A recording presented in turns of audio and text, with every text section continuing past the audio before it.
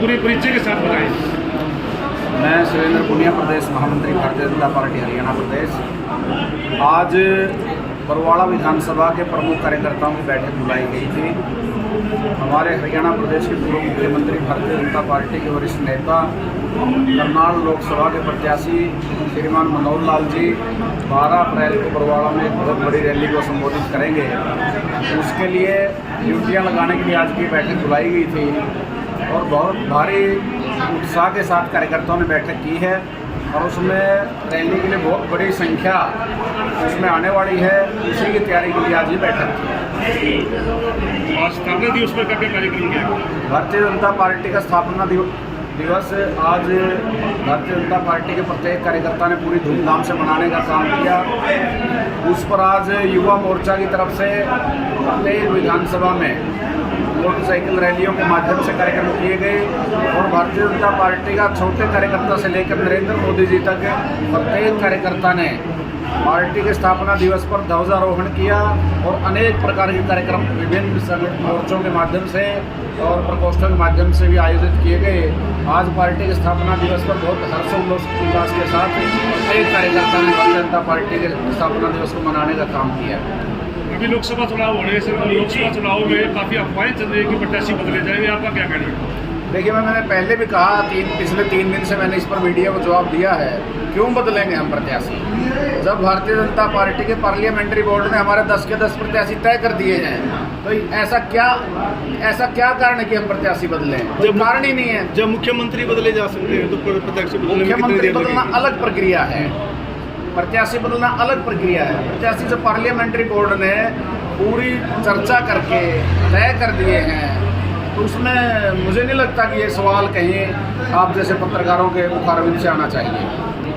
तो अभी लोकसभा चुनाव को लेकर आप आम जनता के लिए क्या संदेश होना चाहिए? देखिए, जिस प्रकार से पिछले 10 साल में नरेंद्र मोदी जी ने देश की सेवा के लिए काम किए हैं, चाहे वो डेवलपमेंट के काम हो, चाहे वो गरीब कल्याण की बात हो, चाहे महिलाओं के उत्थान की बात हो, चाहे रोजगार के माध्यम से युवाओं के कल्याण की बात हो, चाहे किसान सम्मान निधि, प्रधानमंत्री फसल बीमा योजना से के माध्यम से किसानों के उत्थान की बात हो, MSP बढ़ाने की बात हो, स्वामीनाथन आयोग की रिपोर्ट लागू करने की बात हो और बिना भ्रष्टाचार के, बिना परिवारवाद के हम सबका साथ सबका विकास के मंत्र को लेकर के जिस प्रकार से नरेंद्र मोदी जी ने काम किया है, उसको जब तुलनात्मक दृष्टि से कांग्रेस के 55 साल का जब काम देखती है जनता तो नरेंद्र मोदी जी का कद बहुत बड़ा होकर के निकलता है। इसलिए जनता ने मन बना लिया है कि नरेंद्र मोदी जी को 400 पार दे करके 2/3 बहुमत से भी ज़्यादा बहुमत दे करके देश की सत्ता को सौंपने का काम जनता करने वाली है। बरवाड़ा में 12 तारीख को आप जो रैली बता रहे हो पूर्व मुख्यमंत्री मनोहर लाल खट्टर जी की,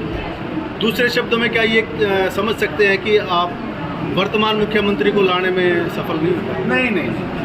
चुनाव के दौरान प्रत्येक जगह के एक व्यक्ति का जाना, एक कार्यकर्ता का जाना संभव नहीं होता, आप सब जानते हैं। मान लो जैसे प्रधानमंत्री जी हैं, प्रधानमंत्री जी को 543 लोकसभा में थोड़े ही जा पाएंगे। ऐसे ही जो हमारे प्रमुख नेता हैं, प्रदेश के प्रमुख राष्ट्रीय नेता हैं, उनके विभिन्न प्रकार के कार्यक्रम तय होते हैं और जब आप कहेंगे तब मुख्यमंत्री जी को भी हम लाने का काम करेंगे। भाजपा प्रत्याशियों को ये गांव के अंदर विरोध किया जा रहा है, जिन जिन जगह पर मान के चलो भाई वो अपना प्रचार करने के लिए जा रहे हैं, तो इस पर आप अपनी क्या टिप्पणी करना चाहेंगे? देखिए, मेरे सामने पहले भी पत्रकारों ने ये विषय उठाया था। मेरी जानकारी में अभी तक कोई विरोध सामने नहीं आया है।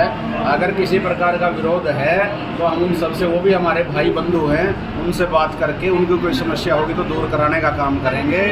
और मुझे नहीं लगता आज प्रत्येक देश का नागरिक नरेंद्र मोदी जी को प्रधानमंत्री बनाने के लिए उत्साहित है और जनता स्वयं चुनाव लड़ रही है।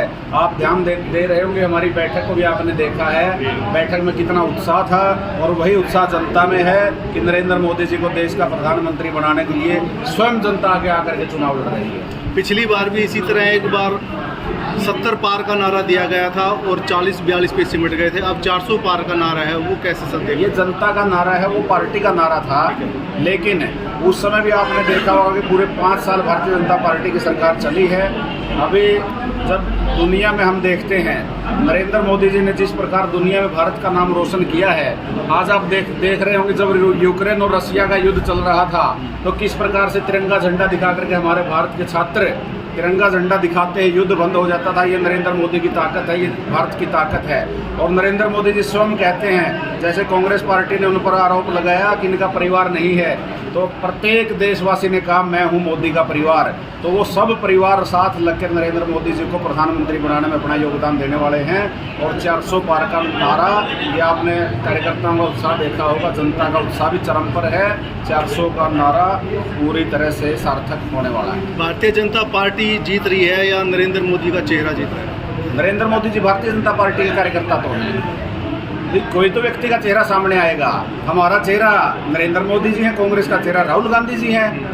और राहुल गांधी जी का इतिहास हम देखेंगे, उनके पिताजी थे, उनकी दादी थी, उनके परनाना थे, हमारे अटल बिहारी वाजपेयी थे, नरेंद्र मोदी हैं, मनोहर लाल हैं, नायब सिंह सैनी हैं। किसी का पारिवारिक कनेक्शन कोई है?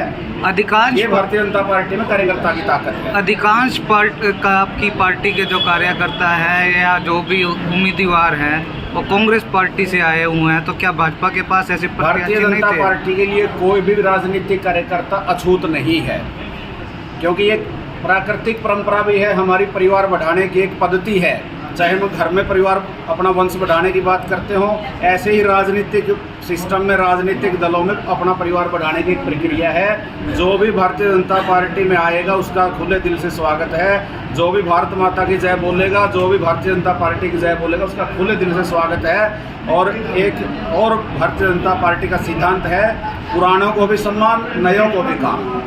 जो नए भारतीय जनता पार्टी के साथ दूसरी पार्टियों से आके जुड़े हैं, उनको सीधी ही टिकट दे दी गई, इसका कारण क्या मानते हैं? देखिए, भारतीय जनता पार्टी का पार्लियामेंट्री बोर्ड टिकटें तय करता है। उनको लगा होगा कि इस कार्यकर्ता को देने से ज़्यादा अच्छा है, इसलिए उसके पक्ष में निर्णय किया गया। ठीक। धन्यवाद।